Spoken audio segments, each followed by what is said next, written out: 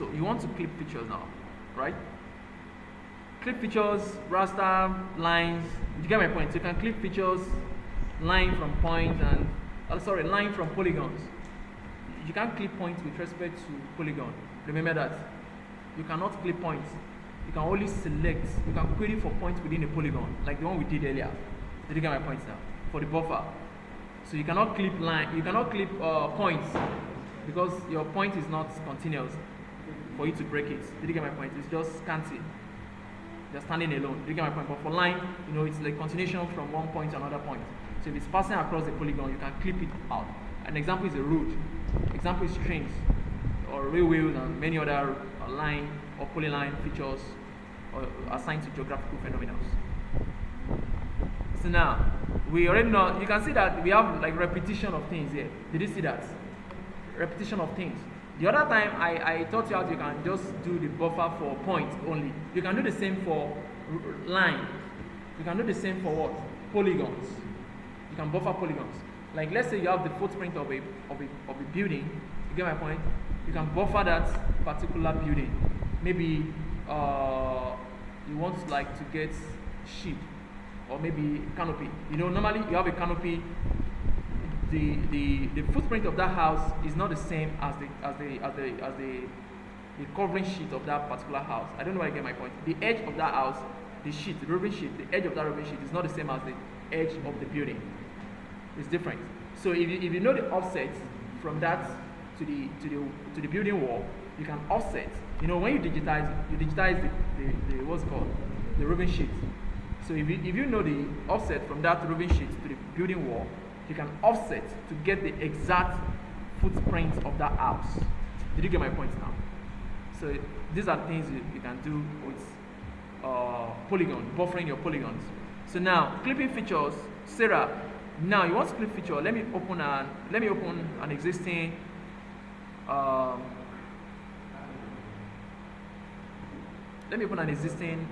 intermediate class is very sweet.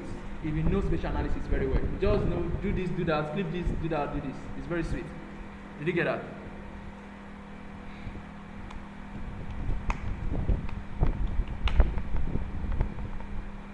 Now, Sarah, you have to be attentive here now. Now, this is a map of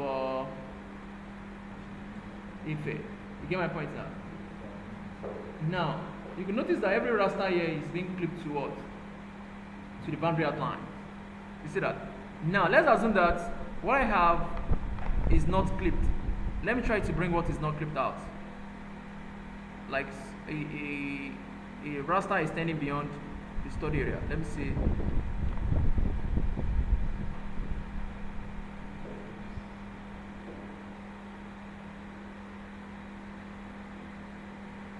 Did you see that?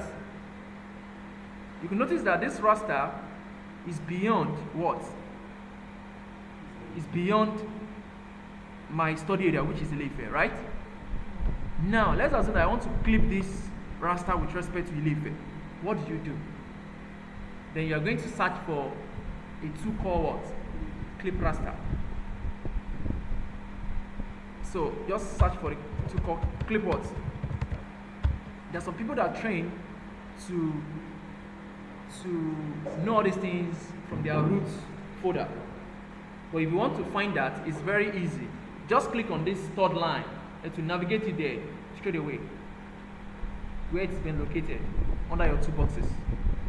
Did you see that? It is under raster. Did you get? Under raster processing. Did you see that? And then the clip.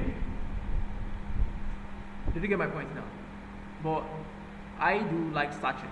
I don't like stress myself looking for those things. So if I want to perform anything, just search for that tool you want to do. To bring every related tool associated to that task you want to perform. Did you get my point now? Then I can now toggle and see the difference between every result I have. Did you get it now? I like shortcuts a lot. Now, you drag in the the raster that is beyond your study area. That's the first thing you drag in. Then after that, it will ask you the boundary you want to clip that raster with respect to. You get my point? Which is what? Ileife. Now you drag in what? I like dragging a lot, but in your own case, you can use the drop down icon, then you click Ileife. Did you get my point now? Now, if you don't check this thing, if you don't check this use import features for clipping geometry, you are going to have your clip results in rectangular shape. It will be clipped with respect to Ileife. Did you get my point? You just have something like a rectangular result. It won't clip with respect to the way the boundary is. So if you check this thing now, I'll do the two so you see the difference. If you check this and then click OK. So let's wait for the result.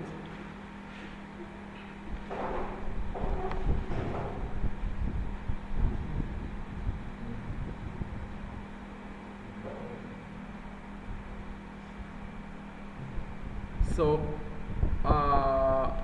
you can see the results. Rainfall beyond clipped. Let me check this. Did you see that now? Did you see this? This is clipped. The raster is being clipped to what? With respect to what? The study area. This is spatial analysis. This is what you do in intermediate class. So there are a lot of spatial analysis tools that you need to learn and then you work with them. I'm still also learning. Okay. Now let's assume that I didn't check that input whatever. Do you get my point now? I want you to see the results between the two approach. Now check the Ileife, and then I'm not checking this thing. Did you get my point now? And then I clicked OK. So it's going to work with respect to the bounding box. You specify. You notice that there is a particular coordinate within that area. So that's where it's going to work with. Did you see that? Did you see the difference now? If you're not checking that particular the box clip feature or whatever, so you're going to have your result this way. You can see we still have some areas there in which Ife is not part, but what you need is pertaining to Ife only. So you can use the other one I did earlier. Did you get that now? So that's the difference between clipping the features. Any question? And then assuming we have lines, that is for raster, right? Data management. We have two clips, one for vector, one for what? Raster. Did you see? There's one for what? Analysis, there's one for what? Data management. You get my point? For analysis is vector. For your data management is what? Raster. Don't get it confused. Now, I want to do a grammatical error here, like geospatial error. Now, it's saying input raster, and you're trying to drag in polygon. See the result you're going to have. Builder, boss. Now, you notice that the river is extending beyond Ileife, right? I want it clipped within Ileife. I want the river within Ileife only. Now let me drag the river. I want you to see something. Did you see that? There's an error. Say one or more drop item were invalid and will not be what? Added to the what? To the construct. Because it's not raster. It is what? Polygon. Or polyline rather. Polyline. So in that case, this type of clip doesn't work for that. Did you get that now? So let me try to use the one for clip analysis and let me see. You know, normally I'm supposed to bring in what? Polyline or polygon within this area. Now, let me try to bring raster and see the result I'm gonna have. Did you see? It's the same result we have the other time. So in this case, you need to know the appropriate clipping tool you are using pertaining to your feature layer, either raster or what? Vector. Did you get that now? So that's all about clipping. Any question? Or you want me to clip vector also? It's not. I should clip it. All right. So let me try to bring in roads. Let me bring in roads.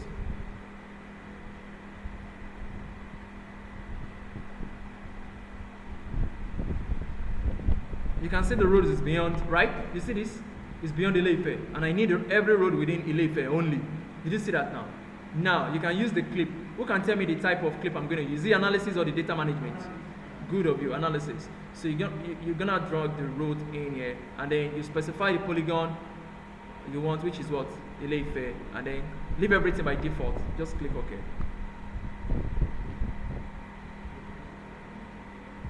So it will work automatically, and then you have the road clipped to Ileife only. You have the result done. Now see the difference. Did you see that? Did you see that? This is the road pertaining to what? Ileife, right? This is Ilefe. You see that? That's the road pertaining to Ilefe. This is the entire road I downloaded. Did you see that now? So that's it. This is an example of spatial analysis. So that's all. Any more question?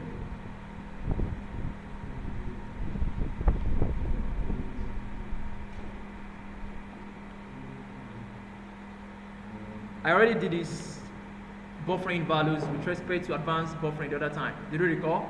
I tried to work with buffer, working with attribute tables. I tried to select one of the attributes to see, then query, then select the features, perform distance analysis and whatever.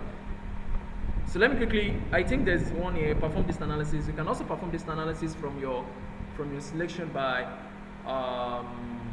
location.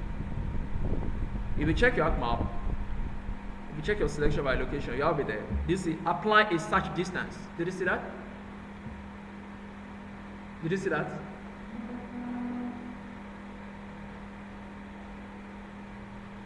Selection by location.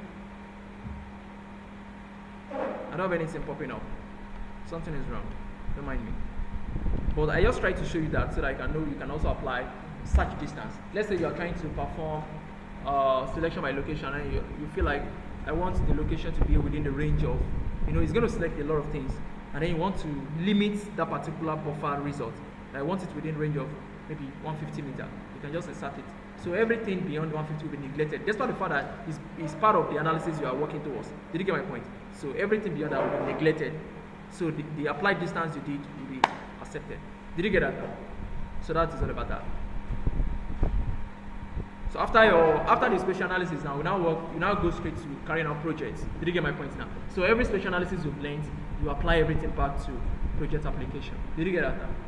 That's what I was doing for her the other time. So I couldn't teach her more because it's just like I'm just taking myself back. Because she doesn't understand much about the spatial analysis part. Creating random points, clipping, doing a lot of things. She's new to that. Did you get my point? So in that case, I just have to like cut those steps for her and then move on with my own. So that's everything about that. Using multi-buffer zone. I did this the other time. That is multi-ring buffer. Did you remember that? The multi-ring buffer. So I did this the other time. So you can see everything is just like what you've learned from the previous one, and everything is just like a single click, you're gone. So that's all. So let me just close that. Any questions before I close that? No question. All right. Thank you.